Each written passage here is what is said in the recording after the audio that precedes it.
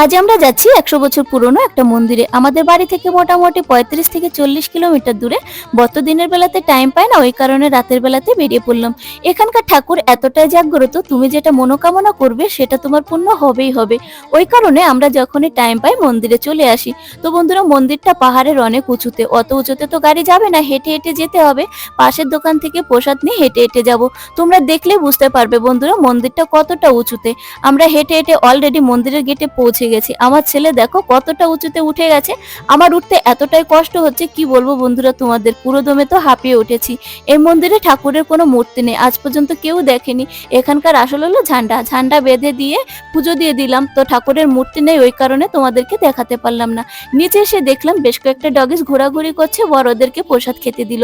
আমরা এখন যাব বাড়ির দিকে। তো বন্ধুরা, মন্দিরটা কেমন লাগলো কমেন্টে জানিও, ভালো লাগলে চ্যানেলটি সাবস্ক্রাইব করো। সবাই ভালো থেকো, সুস্থ থেকো, বাই বাই।